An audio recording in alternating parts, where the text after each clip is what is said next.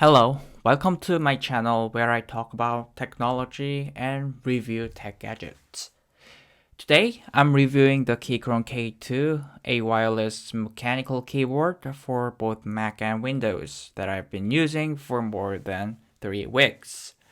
I bought this keyboard because I wanted a keyboard that I could use wirelessly with my Mac and PC. If you have looked for such keyboard, you know that there are not many options. But Keychron have many such keyboards.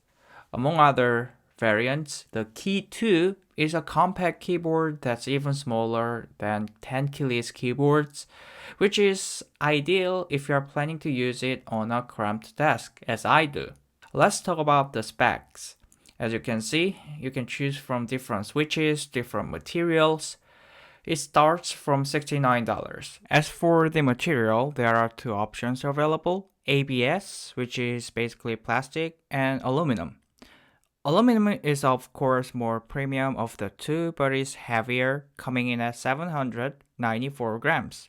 If you want to carry this keyboard with you, you probably want to get the ABS option. With the specs out of the way, I want to talk about what I really liked about this keyboard. First is the typing experience. Mine came with Keychron red switches. Having used the Corsair K63, I know what a good red keyboard should feel like when typing. And let me tell you, this one doesn't disappoint. It was really pleasant to type on. It had good amount of travel. I also liked how the keycaps felt. It was not too smooth, but was tactile enough. Even though I would have liked it better if they were PBT. And it was not too loud to type on. You probably want to choose red switch if you want to use this in a quiet environment. Have a listen.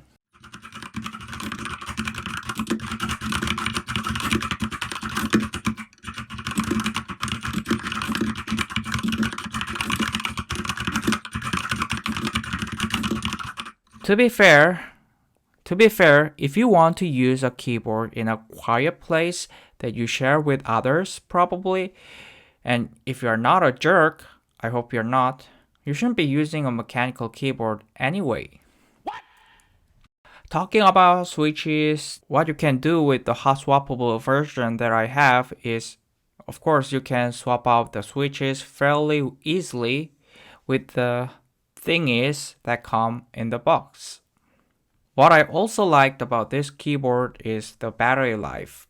This keyboard comes with a massive 4000 mAh battery, which lasts over 70 hours with the RGB lighting on and 240 hours with the RGB lighting off. But you're not gonna get 240 hours from this keyboard because unless for some reason you are broken inside and don't want to have even this tiny bit of beautiful RGB lights in your life, you're going to use this keyboard with some lighting on. So 70 hours is what you're probably gonna get. And that still is pretty decent. The last thing I like is compatibility. This keyboard supports Mac and Windows without having to install additional software. Why should I care? Because the function raw and some modifier keys behave differently on both platforms. You can work around this problem with additional software or third-party apps on your computers, but I didn't like that. With this keyboard, you can just change how those keys work by switching modes on the left side. Easy. Now let's talk about the cons. What I didn't like about this keyboard, even though there isn't much to hate about this keyboard. First is the RGB. Yes, I know that I said I like the backlighting, but it's too dim. I don't know if you can see this, but it's not as bright as other RGB keyboards. I understand why it's not too bright because it's a wireless keyboard that runs on a battery, but I still hope it was a little brighter so that the lighting is more noticeable in bright settings because it looks cool in the darkness. Another thing that I didn't like was the lack of dedicated software. You know, how other companies have their own apps like Synapse or G-Hub, whatever they call it. Even though they are equally crappy, they get the job done. What you can do with them is to customize your keyboard a little bit. Like you can change how individual keys are lit, or you can even change what each key does. In my case, I often need the insert key, which is not found on this keyboard.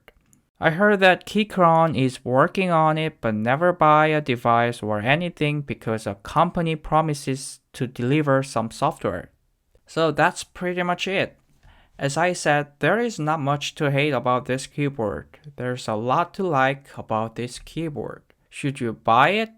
I think yes, if you are looking for this kind of compact wireless mechanical keyboard. Alright, thanks for watching my video. Thumbs up if you loved it, sub if you liked it. Have a good day, and I'll see you in the next one.